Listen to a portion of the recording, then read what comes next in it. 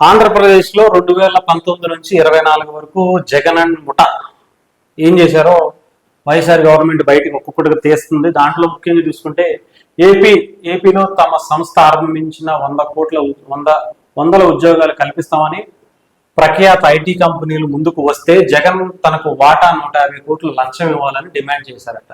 ఇంకేం వస్తాయి, ఈయనకి మాత్రం కోటీశ్వరుడు అయిపోవాలి, ఆంధ్రప్రదేశ్ మాత్రం మొత్తం అన్ని సంకనాగిపోవాలి. ఆంధ్రప్రదేశ్ యువత భవిష్యత్తు మొత్తం నాశనం చేసినటువంటి గనుడు. జాబులు ఇస్తామంటే కాదు, మాకు అవసరంలా జాబులు, మాకు డబ్బులు కావాలి.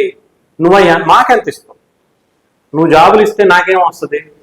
ఆడెవడో బాగుపడుతాడు, ఆడెవడో ఉద్యోగం చేసుకుంటాడు, నా పథకం తీసుకోవటం మానేస్తాడు, నాకేంటి అనే వ్యక్తి అనమాట. పెట్టుబడులు పెడతామని ఏపీకి వచ్చిన ప్రముఖ ఐటీ కంపెనీలకు 150 కోట్లు డిమాండ్ చేసినటువంటి జగన్ ముఠ. ఇంత దారుణమైన పరిస్థితుల్లో ఆంధ్రప్రదేశ్ మనం ఉన్నామంటే గుర్తుపెట్టుకోండి. అసలు ఇగో ఇంకోటి, గత 5 ఏళ్ల పాలనలో ఏపీకి కొత్త కంపెనీలు ఎందుకు రాలేదు అని అంటే అందరిని ఎంక్వైరీ చేస్తే గతంలో రండి మీకు అంటే జగన్మోహన్ రెడ్డి గారు దిగిపోయిన తర్వాత ఆంధ్రప్రదేశ్ కూటమి ప్రభుత్వం, చంద్రబాబు నాయుడు గారు కావచ్చు, ఇక్కడ ఉన్నటువంటి మినిస్టర్స్ అందరూ కూడా కంపెనీల దగ్గరికి వెళ్ళి అడుగుతున్నారు, సార్ మీ కంపెనీ గతంలో పెడదామని మీరు ఆలోచన వచ్చింది కదా, ఎందుకు పెట్టట్లేదు, ఒకసారి మీరు మాట్లాడదాం రండి అని అంటే, లేదంటే వీళ్ళే వెళ్ళి ఆ కంపెనీ దగ్గర వాళ్ళతో మాట్లాడుతుంటే చెప్పినటువంటి నిజాలన్నమాట. అంటే 5 ఏళ్ల పాలనలో జగన్మోహన్ రెడ్డి గారి దగ్గరికి, సార్ మీ కంపెనీ పెడదాం అనుకున్నాం సార్, ఎంతమందికి ఎంప్లాయ్మెంట్ కల్పిస్తాం, మాకు ఒక భూమి ఇవ్వండి, లేదంటే ఒక పర్మిషన్ ఇవ్వండి ఆ కంపెనీకి సంబంధించిన అడిగితే, మాకేమొస్తుంది, నాకేంటి, నువ్వు కంపెనీ పెడతావు నీకు లాభం వస్తుంది, జాబ్ ఇస్తావు వాడికి లాభం వస్తుంది, మరి నాకేంటి, నేను ఇన్ని కోట్లు పెట్టి ఆంధ్రప్రదేశ్లో బిజినెస్ చేసుకున్నా, అదే రాజకీయ వ్యభిచారం చేశాను అంటాడు కదా జగన్మోహన్ రెడ్డి గారు. నిజమే, రాజకీయ వ్యభిచారే అనొచ్చు, అది తప్పేం లేదు. ఎందుకంటే అందరికీ డబ్బులు ఇచ్చేసి, నీకు డబ్బులు ఇచ్చాను కదా నువ్వు నాకేంటి, నువ్వు నాకు ఓటేసు, నేను డబ్బులు ఇచ్చా నువ్వు నాకు ఓటేసు. ప్రజలు కూడా ఈసారి బాగా తెలుసుకున్నారు కాబట్టి మంచిగా బుద్ధి చెప్పారు అనుకోవాలి. ఒక కంపెనీ రాకపోవడానికి కారణం ఏంటి అని అడిగితే, మీ దగ్గరికి మీ గతంలో మీ జగన్మోహన్ రెడ్డి గారు సీఎంగా ఉన్నప్పుడు వెళ్ళి అడిగామండి, వెళ్ళి అడిగిన తర్వాత మరి నాకేంటి అని అనేవాడు, ఇంకా మేమేం పెట్టాము, మాకు అవసరం లేదు, పక్కన తెలంగాణలో చెన్నై బెంగళూరు ఇంకొక రాష్ట్రాలు చాలా రెడీగా ఉన్నాయి, అక్కడికి వెళ్ళి పెట్టుకుంటాము, ల్యాండ్ ఎక్కడైతే ఏంటి, మాకు కావాల్సింది మౌలిక సదుపాయాలు కావాలి ఒక కంపెనీకి సంబంధించి, అవన్నీ కూడా అక్కడ తెలంగాణ గవర్నమెంట్ కావచ్చు, అక్కడ పక్కన ఉన్న కర్ణాటక కావచ్చు, తమిళనాడు కావచ్చు, అన్నీ బాగా సపోర్ట్ చేస్తున్నా అక్కడ పెట్టుకుంటానండి, మీకేంటి అనే బదులు మాకు వద్దులేండి, మీకేమి ఇవ్వలేము అని చెప్పేసి తట్టాబొట్టా చదువుకుని వెళ్ళిపోయాను కంపెనీలు. ఒక కంపెనీ పెట్టాలి అంటే జగన్కి కోట్లు ఇవ్వాల్సిందని అంటారు.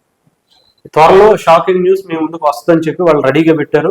ఒక్కొక్క ఐటీ కంపెనీకి ఎంత లంచం అడిగారు ఏంటి అనేది త్వరలో బయటికి తీస్తామని చెప్తున్నారు. చూద్దాం, దీని మీద నిజంగానే వాళ్ళు రీసెర్చ్ చేస్తున్నారు, గట్టిగా ఉంది. బయటకు వస్తే మాత్రం జగన్మోహన్ రెడ్డి గారు జీవితంలో ఎంత అంటే ఇప్పటి వరకు కొన్ని 1000 కోట్లు సంపాదించాడని తెలుసు, ఇప్పుడు అంతకు మించి వస్తుందని మాత్రం బయటకు వస్తుంది.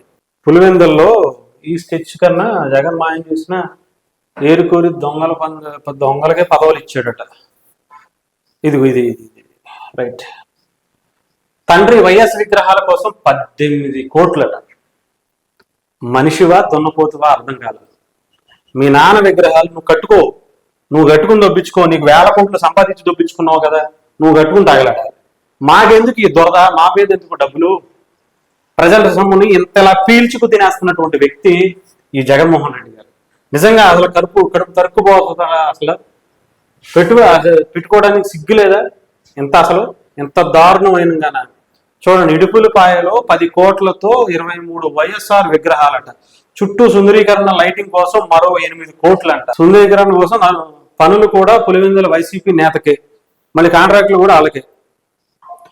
జగన్ 100 కోట్ల ప్యాలెస్లు కట్టుకునే నువ్వు నీ తండ్రి విగ్రహాల కోసం 18 కోట్లు ఖర్చు పెట్టలేవా? సిగ్గు లేదా జగన్ నీకు? అసలు జనాల సొమ్ము పీల్చుకోవడానికి మళ్ళీ ఎలా వచ్చేస్తాడంటే ముందుకి, మా నాన్న విగ్రహాలు కట్టనివ్వట్లేదు, ఎవడబ్బ సొమ్మని తినేద్దామని చూసుకున్నాడు, ఎవడబ్బ సొమ్మని మొత్తం ప్రజల సొమ్ము రక్తంలో పీల్చుకున్నటువంటి జగన్ కాదు ఇది, నిజంగా జలగ, రక్తం పీల్చుకునేటువంటి జలగ. ఇంత పెద్ద జలగని తరిమేశారు కాబట్టి సరిపోయింది. కానీ ఈ 18 కోట్లు కాదు, ఇలాంటివి ఓన్లీ పులివెందుల, ఇది జస్ట్ పులివెందుల అనే ఊర్లో, ఆయన గారి సొంత ఊర్లో ఆయన నాన్నగారి విగ్రహాల కోసం ప్రజలు సొమ్మును 18 కోట్లు వాడుకున్నటువంటి జలగిది. ఈ జలగని ఇలాగే ఇంకొక 5 ఏళ్ళు పెట్టుంటే ఆంధ్రప్రదేశ్ ప్రజల్లో ఉన్నటువంటి రక్తం మొత్తం పీల్చేసుకుని దాని పక్కన ఇంకో 0, 2, 3 సున్నాలు పెట్టుకుంటే వెళ్ళాడు. 18 లక్షల కోట్లు, 18,000 కోట్లు ఆయన ఉంది కదా, ఇప్పటికే 1,00,000 కోట్లు దాని మీద పెట్టుకుంటా వెళ్ళేవాడు. ప్రజల సొమ్మే, ఏమీ లేదు. మళ్ళీ ఆయన వాళ్ళ కాంట్రాక్టులే, మళ్ళీ చూసారుగా, వాళ్ళ కాంట్రాక్టులకే ఇస్తాడు. వాళ్ళనే ఇంకా ఇంకా ఇంకా ఆర్థికంగా బలంగా చేసుకుని ప్రజల మీద వదులుతాడు. ఇలాంటి వ్యక్తుల్ని మనం గెలిపించాం. దారుణమైనటువంటి పరిస్థితి నుంచి ఆంధ్రప్రదేశ్ ప్రజలు తప్పించుకున్నారు. లేదంటే మాత్రం మాటల్లో కూడా ఊహించినటువంటి విధంగా ఇలాంటి వ్యక్తులు కూడా అంత మంచిదైన చూడం.